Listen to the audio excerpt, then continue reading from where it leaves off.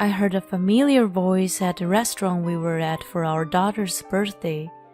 That voice and the way of speaking were undoubtedly my husband's, who was supposed to be on a business trip. Sorry, I thought I had made a reservation at a fancy restaurant. I messed up big time. Don't worry about it. I'm happy anywhere as long as I'm with you. Thanks, you're so sweet. God, I love you. Their conversation sounded like something out of Lovey-Dovey Couple. There was no doubt it was his affair in progress. Unaware of my presence, he continued processing his love. My precious wife passed away, you know. I was able to recover because of you. Holding the hand of his girlfriend, he earnestly spoke to her. Marry me. Let's be happy together. At that moment, my anger reached its peak. Precious wife? She passed away? What the heck is he talking about? Your wife is right here. Overtime and working on weekends were all lies. Proposing to his girlfriend on our daughter's birthday is just unforgivable. My husband, who had been betraying us, would face reckoning the next day. My name is Nala. I'm a working wife in my 6th year of marriage. After graduating from college, I focused on my career at a major bank. And before I knew it, I was in my late 20s without a boyfriend. Freaking out, I joined the local singles party with my friends. And that's where I met the man who would become my husband. Kyle was easygoing and had a positive impression. I was over the moon when he asked me out. After a year of going out, he popped a question. Babe, I'll make you the happiest wife. So, marry me. Oh my God! Yes! I love you so much! And so, we got engaged. After that, we went to announce the news to my parents, who were as happy as us. Then it was his family's turn, but his mother had already passed away, so there was only his father. As we headed to Dave's place, Kyle mentioned something about him for the first time. I have to admit, I'm not very comfortable around him. Oh, why? He's pretty stern and used to give me a hard time when I was younger. I see. I had no idea. He sounded nervous, so I tensed up a little as we approached the house. Contrary to my imagination, Dave gave me a warm welcome. While he seemed tough, he treated me with courtesy. Nala, he can be a handful sometimes, but please take care of him. Don't worry, Dave. I'm used to it by now. Kyle, you're starting the family now. Take responsibility and be the good husband to her. I know, Dad. And so, our first introduction to the in-laws ended. Afterward, we got married, moved into a new apartment, and began our newlywed life. Right after we started living together, I realized that he couldn't do any housework. Well, he used to live alone, so it was more like he had no intention of doing it. Dirty laundry would be all over the floor, and he wouldn't even bother to clear the dishes after eating. I asked him to help with housework once, but he simply dismissed it. Isn't that a wife's job when you get married? Are you serious asking me to do it? I was totally stunned and couldn't say anything back to him. Since then, no matter how much I complained, he never improved his attitude. About 2 years into this kind of life, I found out I was pregnant. He was overjoyed and looked forward to discovering whether it was a boy or a girl. My parents were thrilled to hear the news too, and Dave said, "Take it easy on yourself from now and have a healthy baby." Our child was blessed by everyone, which made me happier than anything. However, when my morning sickness kicked in, Kyle still didn't show any sign of helping me with housework. I was so frustrated, but I had to push myself to do the chores no matter how unwell I felt. When I was 8 months pregnant, he surprised me with a sudden statement. "Hey hon, I'm thinking about taking paternity leave." Huh? Really? "Yeah, you know, my company is Scandinavian, and a lot of my colleagues are from there. I see them taking leave and being involved in the caring of their newborns. It's pretty cool." As you may know, Scandinavia is one of the most advanced regions when it comes to the family support system. Learning that he was aiming to become an involved dad made me happy. "Thanks, love. It means a lot to me. I was feeling overwhelmed. It'd be great if you could help with babysitting and housework." "Leave them to me." I believed that he would change his way once our baby arrived. I was still hopeful back then. Later, I gave birth to a healthy girl named Emma. Kyle took 3 months of paternity leave, which was scheduled to start at the same time as the baby was born. However, he still didn't do anything contrary to my expectations. He would hold Emma and coo on her, but as soon as her diaper was wet or she started crying from hunger, he'd hand her over to me. "Her diaper must be wet and uncomfortable. Change it for her." "No way! I don't want to do something so nasty." "Fine. At least vacuum then." "Ugh! Seriously? I don't know how to do it. So better you do it." He didn't make any effort to learn how to take care of our baby, let alone help with housework. I was exhausted after giving birth and sleep deprived from the crying baby throughout the night. While I was busy doing everything, he was just lounging at home, playing with his phone. Sometimes he'd go out somewhere, eat out alone or shop, then return. I was getting upset, wondering what he was on paternity leave for in the first place. I even thought about talking to his dad about it, but I decided to hold my tongue to avoid unnecessary conflicts. Emma grew rapidly, and Kyle returned to work after the paternity leave. I took a year off from work and planned to put her in daycare when I started working again. Time passed, and Emma turned 3.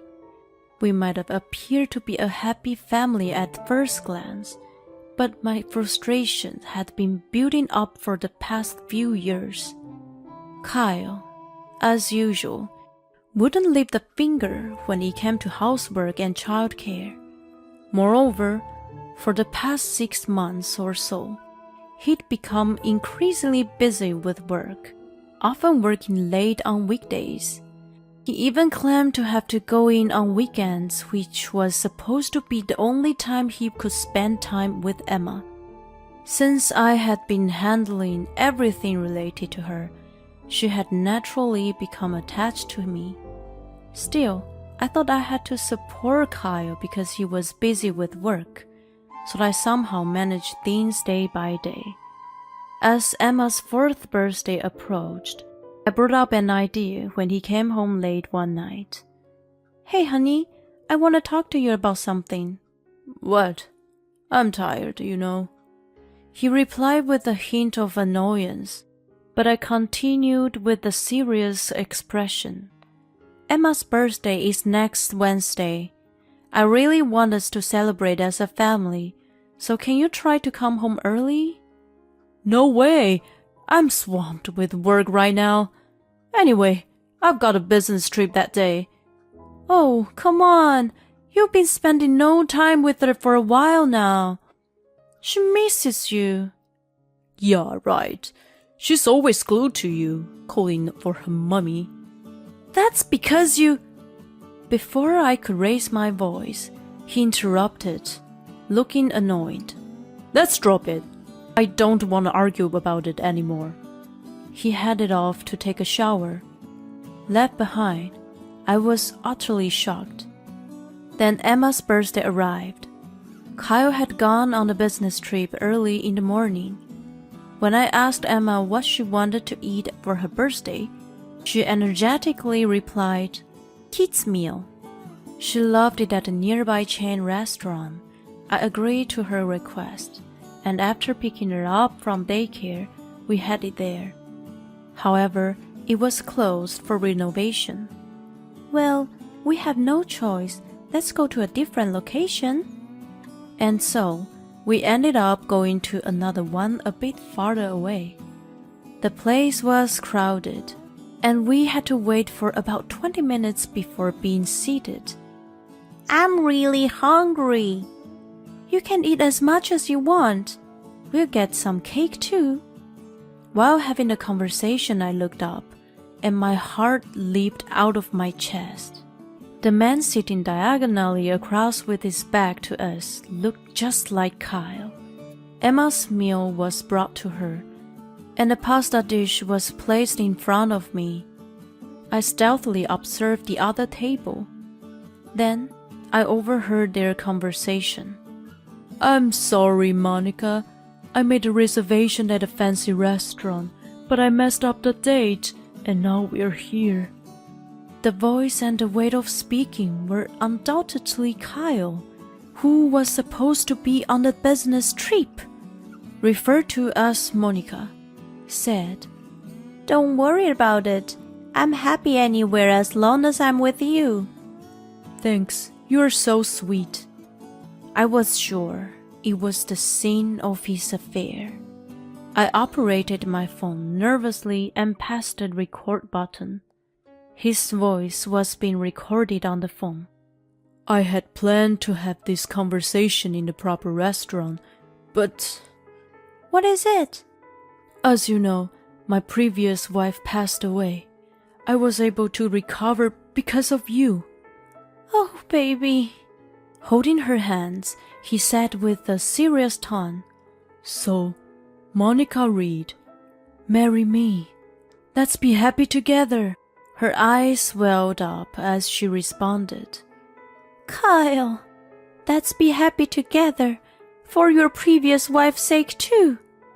At that moment, my anger reached its peak. Previous wife? She passed away? What the heck is he talking about? Your wife is right here. Overtime and working on weekends were all lies. Proposing to his girlfriend on our daughter's birthday is just unforgivable. "Mommy, what's wrong? You look scary." Emma's voice made me snap out of it. It's nothing. Here, have some cake." I looked up again, but they had already left the restaurant. After celebrating her birthday with a forced smile, we returned home, and I took action immediately. The next day, after finishing work, I waited for Kyle to return home. The door swung open, and he casually said, "I'm home." I stood in the hallway and immediately started acting on my plan. "Welcome back. I went to the trouble of coming back from my grave for you." "Huh?" He looked perplexed. "Grave? What are you talking about?" "Well, you said I passed away, right?" "What?" He still didn't seem to get it, so I played back the recording from the previous day. "My previous wife passed away. I was able to recover because of you. So Monica Reed, marry me. Let's be happy together." I had edited the recording to be loud and clear. His voice echoed through the hallway. At that moment, his face turned pale. "What the heck is this? Were you in that restaurant yesterday?" "Obviously. That's where I heard you saying this." "God damn it. This is an invasion of privacy." "Proposing boldly in the public place, and now you're talking about privacy?" "But wait, What's the deal? I'm supposed to have passed away without knowing it? That's... I sighed as he stammered. You know, divorce is inevitable after this. I'm going to claim alimony from you, so be prepared. Divorce? Alimony? Hold on! Do you have a problem with that? I grimaced, and he blurted out with a red face. It was just a joke. A joke? Right, there's nothing going on between me and her. You can't just come after me for alimony without evidence. Then, a couple figures appeared from the living room. What? Monica? What are you doing here? And Dad too? Monica was glaring at him with an intense expression, and Dave was standing with his arms crossed, showing his anger. After I got home from the restaurant, I searched for Monica Reed on social media and contacted her, revealing everything. Judging from the conversation, I had thought she didn't know the truth. I was right. She was terribly shaken and apologized to me. I accepted her apology and asked her to help me. I also explained the situation to Dave, who rushed over. I left Emma with one of my mommy friends and ambushed Kyle with them. Jeez, Monica, he muttered as if in a daze. Then she started screaming at him. You said you were lonely because your wife passed away, right? She's still alive, and there's even a child? What's up with that? That's... You proposed shamelessly even though you're already married. I was a fool to accept this garbage. She threw the ring box at him. It hit him square in the face, and he crouched down in pain. Ouch! What the heck are you doing? I'm going to sue you for marriage fraud. I'm coming after you for tons of money, so you better not run. She huffed and puffed. Kyle was still crouching and stared her up in bewilderment. The next to speak was Dave. You're really a fool. You betrayed Nala and Emma, and on top of that, you deceived a young woman. You're an absolute idiot who has strayed from the path. It's as pathetic as it gets. He then approached Kyle and delivered a powerful slap. There was a sharp sound, and Kyle groaned. He writhed in pain, clutching his face but not uttering a word. I watched him with a cold gaze. Come on, get up. First, apologize to Nala. Dave's face was contorted in anger as he pulled him up. Tears welled up in Kyle's eyes as he began to apologize. I am so sorry, Nala. Please, forgive me. Please say you forgave me. Otherwise, my old man's going to... I don't even want to think about it. He trembled and hung his head down, and I gave him a tongue lashing. Who would forgive you? I don't want a husband who doesn't do any housework or child care, and on top of that, cheats without a care in the world. We're definitely getting divorced, even if I have to fight in court. I'll make sure I get custody and alimony. Oh no. He looked dazed while Dave grabbed him by his scruff of his neck and dragged him out of the house. Then Monica took my hand and apologized again. I too said I apologized for my husband's behavior. Later, my divorce with Kyle was finalized, and I gained custody of Emma. I claimed $130,000 in lump sum as an alimony for his infidelity and child support. Apparently, Monica also managed to get some compensation from him. Of course, he couldn't afford such a large sum, so Dave lent him the money and paid it all.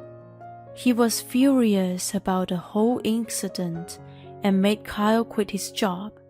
He arranged for him to work at the acquaintance's forestry company. Kyle's currently deep in the woods, cutting trees and repaying the debt to Dave. He's never done manual labor before and is put to hard work under a younger boss. He's said to be toiling away under desperation. I have no sympathy for him whatsoever. On the other hand, I used the alimony to move and start a new life with Emma. I was worried that she might miss her dad, but she's been smiling and said, "As long as Mommy's with me, it's okay." I make sure she sees Dave regularly, and he showers her with some gifts every time.